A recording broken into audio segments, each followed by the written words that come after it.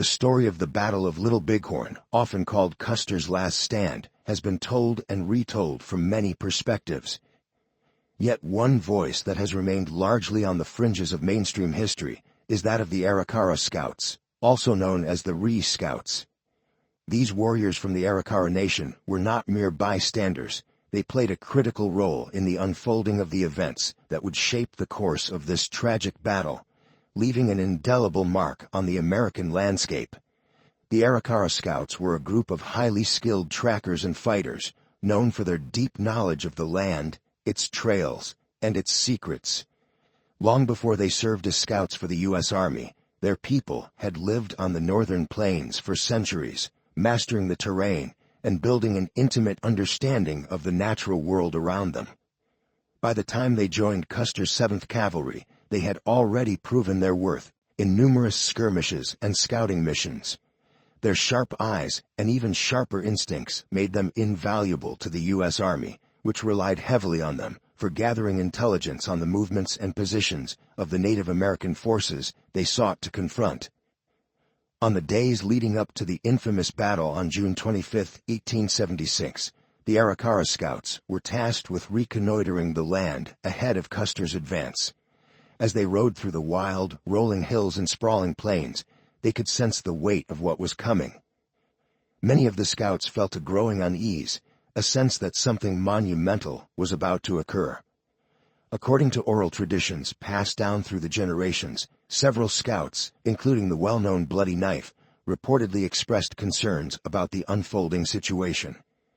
Bloody Knife, a man of mixed Arikara and Sioux descent, was a trusted confidant of Custer. It's said that he harbored strong misgivings about the campaign, having foreseen that disaster awaited those who continued forward. Despite these warnings, the 7th Cavalry marched ahead, driven by Custer's own ambitions and the belief that victory was within their grasp. As the battle began to take shape, the Arikara Scouts found themselves witnessing the full force of the Sioux, Cheyenne, and Arapaho warriors as they unleashed their fury on the U.S. troops. For the Scouts, this was not just a military engagement, but an overwhelming spectacle of bloodshed and violence. Many Arikara men found themselves torn between their duty to the U.S. Army and their shared heritage with the native tribes they were now fighting against. As the chaos of battle erupted, the Scouts, with their intimate understanding of survival, quickly recognized the hopelessness of Custer's position. From their vantage points, they saw the encroaching warriors and realized the encirclement was closing faster than the U.S. soldiers could react. Some scouts broke off, retreating to save themselves, knowing that to stay would mean certain death. Others stayed longer, continuing to fight until it was clear that all hope was lost. Bloody Knife, for instance, died in the battle, struck down in the early stages of the fight. The Arikara who survived carried the weight of what they had witnessed for the rest of their lives. Their accounts provide a unique and often overlooked perspective on Custer's last stand. Unlike the narratives that paint Custer as a heroic figure, or the ones that focus solely on the victory of the Lakota and Cheyenne, the Arikara Scouts' stories are more complex. They reveal the internal struggles of native warriors caught between worlds, serving an army that was actively engaged in the conquest of their lands while fighting alongside men who had become their brothers in arms. This duality is perhaps one of the most fascinating and tragic aspects of their involvement in the battle. The oral histories passed down among the Arikara people speak not only of the battle itself, but of the larger consequences it had for their nation and identity. For generations, these stories have been told by the descendants of the Scouts, preserving the memories of those who fought in a war that, for them, was filled with deep contradictions. These narratives shed light on the motivations and experiences of the Arikara Scouts, who, despite their invaluable service, often felt the sting of marginalization as their contributions to the campaign were overshadowed by the drama of Custer's defeat. To truly understand the Battle of Little Bighorn, it's crucial to step into the moccasins of the Arikara Scouts, to see through their eyes the complexities of this pivotal moment in history. They remind us that this was not just Custer's last stand. It was the last stand of many, each with their own story, their own sacrifices, and their own perspective on a battle that would forever alter the course of the American West. Through their eyes, we glimpse a richer, more nuanced picture of history, one that acknowledges the bravery, skill, and deep cultural conflicts experienced by the scouts who walked a fine line between survival and loyalty on that fateful day. We invite you to embark on a journey that delves deep into the lesser-known stories of the Battle of Little Bighorn, stories that have been passed down through generations, but have remained in the shadows of mainstream history for far too long. This is not merely a tale of a famous battle. It is a story of people, their strength, survival, and the enduring legacy of those who stood on the front lines. Join us as we unravel the rich heritage of the Arikara Scouts, the brave warriors who played an essential, though often overlooked, role in this historic clash. The Battle of Little Bighorn is known to many as the day when General Custer and his forces faced a devastating defeat. Yet the story of that battle, as told by the Arikara Scouts, offers a deeper and more intricate view of what truly transpired on those fateful plains in June 1876. Their involvement was more than just tactical, it was personal, a story of divided loyalties, survival, and honor. As we explore the paths they walked, we gain an understanding of the human elements that shaped this conflict. In the days leading up to Custer's last stand, the Arikara Nation had already contributed a number of their finest men to scout for the U.S. Army.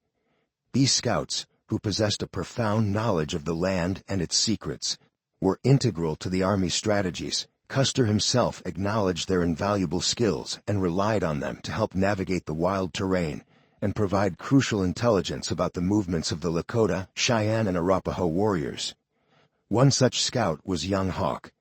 He, like many of the Arikara men, was torn between his duty to the Army and his heritage, knowing full well that they were fighting against fellow Native Americans. Before the mission, General Custer had spoken of the need for more scouts and had mentioned that he might seek their help once again. Young Hawk's father, a man of wisdom, urged him to remain with the Army, recognizing the gravity of what lay ahead. Though many scouts were considering leaving, caught between the complexities of their alliances, young Hawk ultimately stayed. Meanwhile, Son of the Star, another Arikara leader and scout, received a letter from General Custer himself, requesting additional men for the upcoming mission. This letter was not just an ordinary correspondence, but a plea for reinforcements as tensions mounted between the U.S. forces and the native tribes defending their lands. Recognizing the significance of this request, Son of the Star called a council at his home, inviting many to gather and hear his words. The council was a momentous event, a gathering of minds to deliberate on the future of their people and their involvement in the impending battle. It was a solemn meeting, filled with discussions of duty, loyalty, and the heavy price that might be paid. Ultimately, more Arikara men joined Custer's forces, recognizing that their role in this battle would not just be one of survival, but one that would determine the future of their nation. As the battle approached, the tension among the scouts grew. Many, like Bloody Knife, had a premonition that disaster awaited the 7th Cavalry. Despite their warnings, Custer pushed ahead, confident in his strategy and the outcome. The Arikara scouts found themselves in an increasingly precarious situation, knowing that the battle they were about to face was one that pitted them against their own people. Yet, they remained steadfast, driven by a sense of duty and the weight of the promises they had made to the U.S. Army. When the battle began, the Arikara scouts fought alongside the cavalry, their keen eyes and sharp instincts guiding the soldiers through the chaos. But as the overwhelming force of the combined Lakota, Cheyenne, and Arapaho warriors descended upon them, the scouts knew that Custer's forces were in grave danger. Some of the scouts managed to escape, retreating to safety, while others stayed behind and witnessed the full fury of the native resistance. The stories of these scouts, passed down through their descendants, paint a picture not just of the battle, but of the emotional and spiritual conflicts that these warriors faced. They were caught between two worlds, fighting for a nation that sought to conquer the lands of their people, while also trying to maintain their own sense of honor and survival. Their experiences offer a unique lens through which to view the Battle of Little Bighorn, one that is often overshadowed by the larger narratives of Custer's heroism or failure. We invite you to sit with us, by the warmth of the fire, as we share these untold stories, handed down from generation to generation. Let the voices of our ancestors speak to you, filling your mind and heart with the truths that have long been buried. As you watch this video, remember that these stories are not just relics of the past. They are the living history of a people whose strength and resilience continue to inspire. If you find value in these tales, we ask you to support this community by pressing the like button and subscribing to our channel. In doing so, you help keep our stories alive for future generations. The legacy of the Arikara Scouts is one of courage, complexity, and sacrifice. Their contributions to the Battle of Little Bighorn deserve to be remembered and honored, not only for the role they played in that historic event, but for the larger story they represent, a story of survival, adaptation, and the enduring spirit of the Arikara people. "My friends," he began, "a white man has sent me a message, asking for some of you to serve as scouts under Longhair Custer. This should not surprise us, as we have known about Custer's plans for some time. I have seen Washington with my own eyes." Those who chose to heed the call were among the finest warriors of the Arikara Nation: Bobtailed Bull, Stabbed, Charging Bull, Horns in Front, Young Hawk, Bull in the Water, Little Brave, Bloody Knife, Tall Bear, High Bear, One Feather, Running Wolf, Red Star, Strikes 2, Howling Wolf, White Eagle, Crooked Horn, Scabby Wolf, Pretty Face, Curly Head, Black Fox, and One Horn. Many had already re-enlisted at Fort Lincoln, ready for what lay ahead. Red Bear, however, decided to stay close to Crooked Horn until they could return together to Fort Lincoln. Once there, Fred Girard, their trusted leader, led the group to the commanding officer's office. Red Bear presented his permit, marking their official enlistment. After a brief wait, the scouts were called to enlist. They were issued uniforms and weapons, undergoing the standard medical examination, ready to serve once more under Custer's command. Fred Girard led the Arikara Scouts to Custer's office, where they first encountered Tom Custer, the general's younger brother. Tom's face bore the distinct mark of a scar, a testament to his experiences in battle. As he raised his hand in greeting, Girard translated the gesture, instructing the Arikara Scouts to do the same in respect. There was a moment of quiet anticipation, the air thick with the weight of what was to come. Not long after, General George Armstrong Custer himself entered the room. Tall and commanding, he surveyed the group of scouts with a keen eye. Through Girard, Custer informed them that they were the last to join the ranks of the expedition. The final pieces of the plan had fallen into place, and now, as Custer explained, they would remain on duty at Fort Lincoln while preparations for the upcoming mission were finalized. The Arikara warriors knew the gravity of the situation, sensing the storm that was about to break across the plains.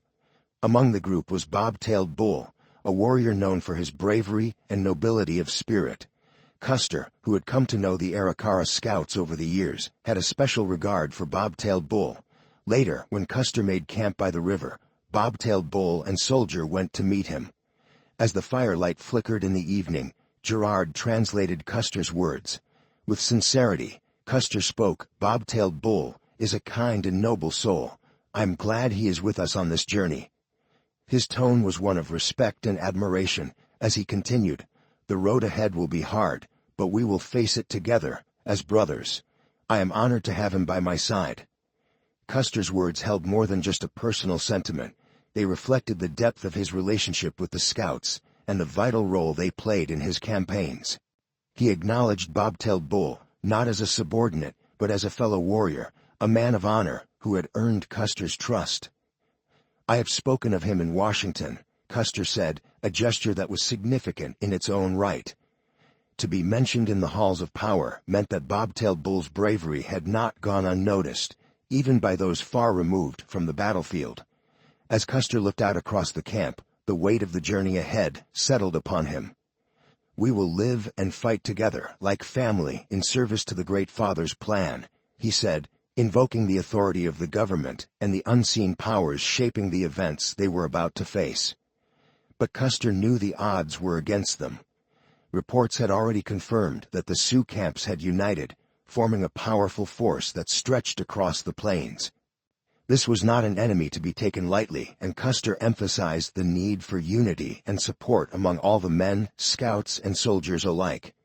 Through Girard, Custer urged the Arikara to follow the Great Father's plan with unwavering commitment. He reminded them of the great-grandfather's vision, a reference to the federal government's strategy to subdue the Native American resistance and expand U.S. control over the West. For Custer, this campaign was more than just a military operation. It was part of a larger destiny, a mission to fulfill the goals of the nation. But for the Arikara scouts, this message carried a complex duality.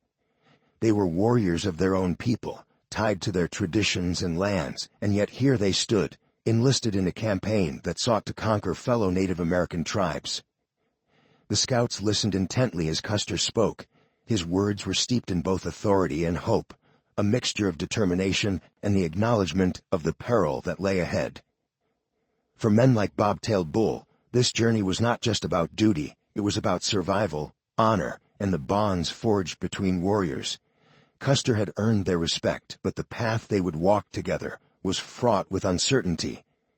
As Custer's gaze shifted between the men around him, he knew that the loyalty of these scouts was essential to the success of his mission. They were not just trackers and fighters, they were brothers in arms, part of a fragile alliance that would soon be tested in the fires of battle. As the night wore on, the camp settled into an uneasy calm. The shadows of the river danced in the firelight, and the stars above seemed to hint at the immense journey still ahead. In those quiet moments, the scouts reflected on Custer's words and the bond that had formed between them. Though they were from different worlds, united by circumstance and war, they were now bound by a shared purpose. The Arikara warriors, alongside Custer's soldiers, would face whatever came their way together. But even as Custer spoke of unity and brotherhood, the looming conflict with the Sioux and Cheyenne forces weighed heavily on everyone's mind. The Arikara scouts had seen the signs. They knew that the enemy was strong, their camps vast and well prepared. Yet they stood firm, resolved to see the journey through, following the Great Father's plan, no matter how perilous it might be. Custer stood before the assembled scouts, and with a tone of respect, praised Son of the Star for his readiness in providing men for the mission. He spoke with gravity, acknowledging the risks ahead. If any Arikara warriors fall in battle, he promised, their sacrifice will not go unnoticed by the government. Though their families will grieve, they will find solace in the compensation provided by the United States. It was an attempt to ease the weight of what lay ahead, offering a form of reassurance to the men who stood before him, knowing that death was a very real possibility. Bobtailed Bull, a leader among the Arikara, responded with dignity, his voice steady and resolute. "That is good to hear, my brother. My family will benefit from my wages and whatever rewards may come. I am glad you spoke of this, for it shows that even in sacrifice, there is something to be gained." His words reflected the pragmatism of a warrior, someone who understood the stakes, but also sought some measure of assurance for those he would leave behind, should he fall. Custer nodded in approval, cutting short further discussion. "No more talk is needed," he declared. His voice carried authority, and all knew the time for action had come. Turning his attention to Bobtailed Bull, he announced, "Bobtailed Bull will lead the scouts, with Soldier as his second in command." The decision was made, solidifying the hierarchy within the scout ranks. Bobtailed Bull, with his calm strength and experience, was entrusted with the responsibility of leading his fellow Arikara warriors into the unknown. As dawn broke the next day, the bugle's call echoed through the camp, signaling the beginning of the march. The camp stirred with activity as men readied themselves for the journey ahead. The soldiers formed their ranks, preparing for the expedition, while the scouts, led by Fred Girard, paraded across the fort's grounds. It was a moment of solemnity and pride, as the Arikara scouts, clad in their uniforms, moved in unison, their faces betraying little of the uncertainty that simmered beneath the surface. When the parade ended, Custer, mounted on his horse, led the march out of the fort. The column moved steadily, the sound of hooves and boots filling the air as the army began its long trek. Dakota scouts from Fort Lincoln soon joined the ranks of the Arikara, adding their own strength to the scouting party. Among them were notable warriors such as Koru, Metaksha, Michpiska, White Cloud, and Buff Ancestor. These men, like the Arikara, were skilled in the ways of the land, their knowledge invaluable to the expedition. As the combined group of scouts rode alongside Custer's army, there was a sense of unity among them, a shared purpose driving them forward. They knew the dangers that awaited, but they also understood their roles, to guide, to protect, and to serve as the eyes and ears of the expedition. Under the leadership of Bobtailed Bull and Soldier, and with the guidance of Fred Gerard, they marched into the unknown, ready to face whatever challenges the journey would bring. The first camp of Custer's expedition was set up along the banks of the Heart River, where a herd of cattle provided sustenance for the men. As the soldiers received their pay, the newly enlisted Arikara scouts waited, their compensation yet to be delivered. Despite the slight, they carried out their duties with unwavering focus. Among them, Stabbed and Goose were tasked with an important mission. They were sent ahead with a letter to the camp across the river, where Crow scouts and their interpreter, Mitch Boyer, had made their base. The exchange of information between the different scouting parties was critical to the success of the expedition, and Stabbed and Goose understood the importance of their mission. Meanwhile, as Custer's army approached Camp 20, a sense of anticipation filled the air. The rhythmic sound of marching boots echoed across the landscape, the dust rising from the dry earth with each step. Red Star, one of the Arikara scouts, stood at a distance, watching the army's approach from across the river. He observed the disciplined lines of soldiers, their banners fluttering in the wind, as they moved forward in a seemingly endless column. This was the might of the U.S. Army, and yet Red Star knew that even this formidable force was about to face challenges beyond their expectations. Stabbed and Goose soon returned to the camp with their report, having completed their mission to the Crow scouts. They brought word from Mitch Boyer, the Crow interpreter, relaying important information about the enemy's movements and the terrain that lay ahead. With this intelligence in hand, the march continued, accompanied by the lively sounds of the army's band. The music seemed almost surreal against the backdrop of the looming conflict, a brief reminder of normalcy amidst the preparations for war. At Camp 20, where the army halted for a time, the scene became one of organized chaos. The infantry, the band, the wagons, and the mules all came together in a flurry of activity. The camp bustled with soldiers tending to their duties, ensuring that the provisions were in order and the animals were cared for. Among the most crucial tasks was the inspection of the horses belonging to the scouts and the cavalry. These animals were their lifeline, their speed and endurance often determining life or death on the battlefield. Custer, as always, was at the center of the action.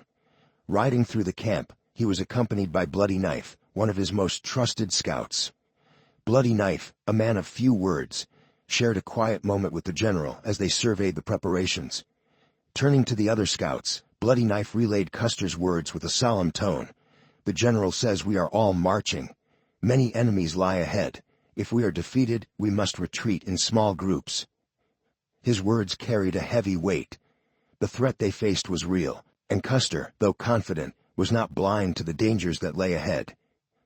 The Sioux and Cheyenne forces they were about to encounter were formidable, their numbers vast, and their warriors experienced in the art of war.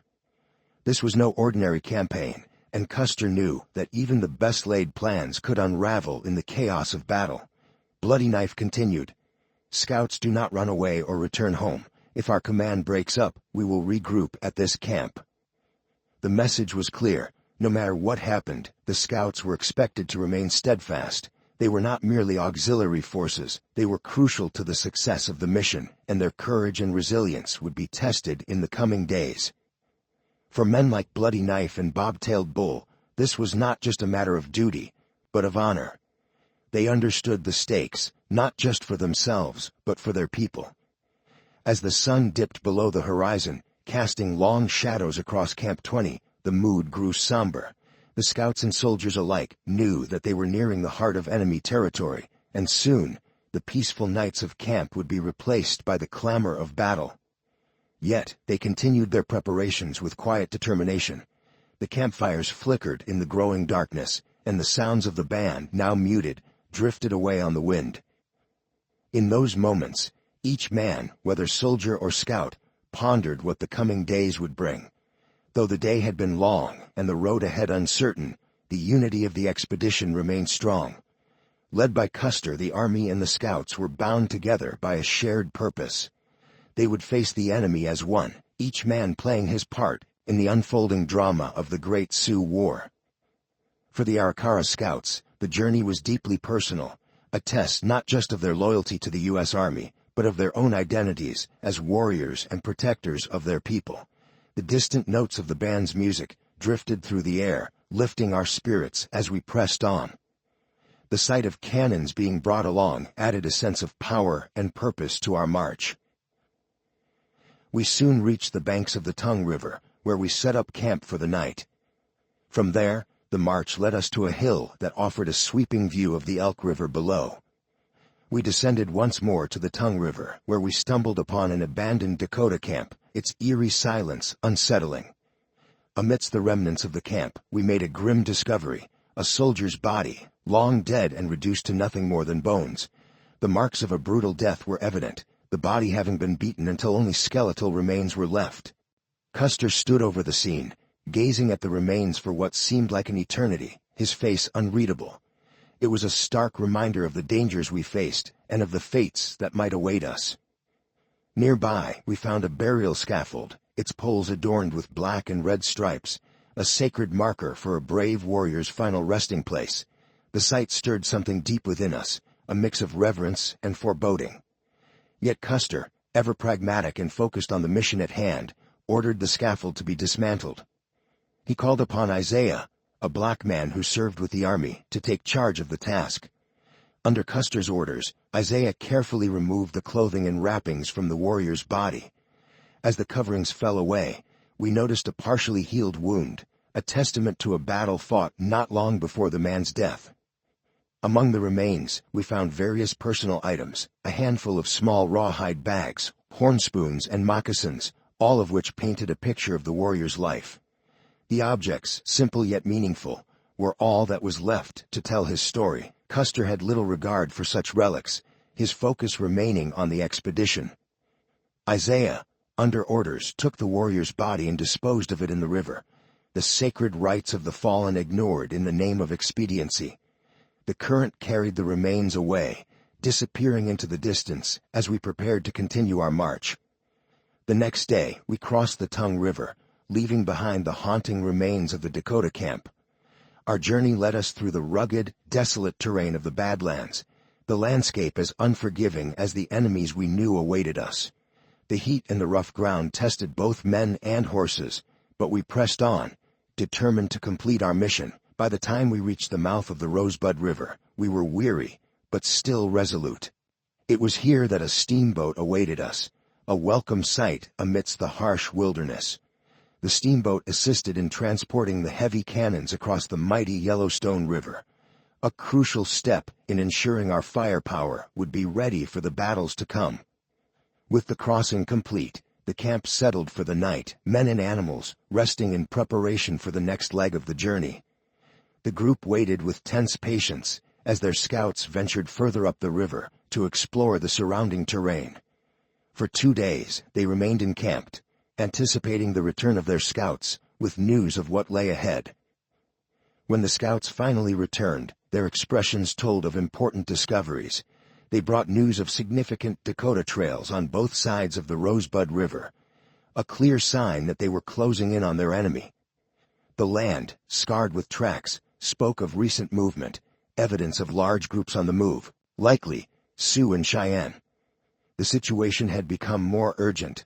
Across the river from their camp, a group of Crow Scouts, accompanied by an interpreter, joined forces with Custer's men, bolstering their numbers and adding valuable knowledge of the land. The Crows had long been enemies of the Sioux, and their presence was a welcome reinforcement to the mission. The decision was made without hesitation. They would break camp and advance along the Rosebud River, following the trails that the Dakota warriors had left behind. As the army prepared to move, Howling Wolf, Running Wolf, and Curly Head were given a new mission. They were to return to the base camp with mail, ensuring that messages were sent back to headquarters. Though they were scouts, the importance of communications in a campaign like this could not be overstated. As the three rode off into the distance, their figures growing smaller with each passing moment, the rest of the scouts busied themselves with their own preparations. 5 mules were provided to the scouts to help carry their provisions, a practical measure as they prepared for what might be a long and grueling journey ahead.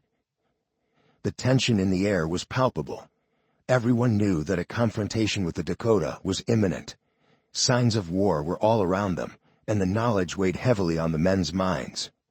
Fred Gerard, ever the pragmatic leader, sensed the rising tension and gathered the scouts. In a quiet but resolute voice, he asked them to sing their death songs, a tradition among many Plains tribes before entering battle. Gerard, though a white man, understood the gravity of the moment and the symbolic power of such a ritual. He knew the signs on the Dakota Trail indicated that the battle ahead would be fierce, perhaps the fiercest yet. It was not just a physical preparation for combat, but a spiritual one as well. The death songs would steel their hearts, fortify their spirits, and bring a sense of calm in the face of the unknown. Custer, standing nearby, listened and nodded in agreement. Always known for his romanticized affinity with native culture, Custer, too, embraced the ceremonial significance of the moment. He had often been described as possessing the heart and spirit of an Indian, a reflection of his fascination with their customs. Seeing Gerard's suggestion as an opportunity to further strengthen his men's resolve, Custer encouraged additional ceremonies. He knew that morale and unity were as important as strategy in the coming fight. Mounted on their horses, the Arikara scouts began circling around the camp, their voices rising in song. The melodies were not of sorrow, but of strength and courage. These were songs that called upon the spirits of their ancestors, songs that spoke of bravery and valor in the face of death. Their voices, carried by the wind, echoed through the valley, a haunting reminder of the life and death stakes that lay ahead. As they sang, the other soldiers and scouts listened in silence, the weight of the moment sinking in. These songs, passed down through generations, carried the wisdom and courage of warriors long gone. They were reminders that the land itself had witnessed countless battles, that the fight ahead was part of a much larger and ancient struggle. The scouts sang for strength, for guidance, and for the protection of their people.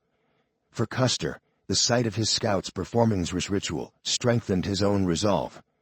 He believed that through such ceremonies, they could summon the fortitude needed to face whatever dangers lay ahead. To him, the scouts' songs were not just words, they were invocations of power, a spiritual armor to shield them from the violence to come. As the scouts continued their circle, the rest of the camp watched, their hearts lifted by the unity of purpose that the songs inspired. With the ceremonies complete, the camp prepared for the march ahead. Provisions were loaded, orders given, and scouts took their positions. The river that had once felt like a barrier now became the road to destiny. The Dakota trails were fresh, the enemy close, and every man knew that the next few days would determine their fate. As the column moved forward, the songs of the scouts lingered in the air, a haunting and powerful reminder of the warrior's stream, resolved to face whatever lay ahead, together. With Custer at the forefront, the march resumed in disciplined silence, the men following his lead as they made their way through the wild, unforgiving terrain. As the column advanced, Custer issued orders to halt, ensuring that the army was in good formation before giving further instructions. He directed the scouts to fan out, advancing along both sides of the river to ensure a strong and vigilant presence. These scouts were his eyes and ears, and they moved swiftly, alert for any sign of the enemy. Their knowledge of the land was invaluable, and their presence a reassurance to the troops who followed behind. At dawn, as the first light began to creep over the horizon, Bloody Knife appeared from the shadows, leading his horse. He had spent the night under the open sky, as was his custom, preferring the wild freedom of the land to the confines of a tent. His face was calm, but his eyes were sharp, ever watchful for danger. As the bugle's call echoed through the camp, the men began to stir, hastily preparing their horses and gathering their gear. The day's journey was about to begin. Custer took his place at the head of the army, his posture confident, his gaze fixed on the horizon. His presence was commanding, and the men felt a sense of purpose in his leadership. The scouts, ever vigilant, flanked the army on both sides. On one side, Bobtailed Bull led his group with quiet authority. Alongside him rode Strikes Two and several other brave warriors, each one determined to fulfill their role in the expedition. Their movements were fluid and practiced as they scoured the land for any sign of danger.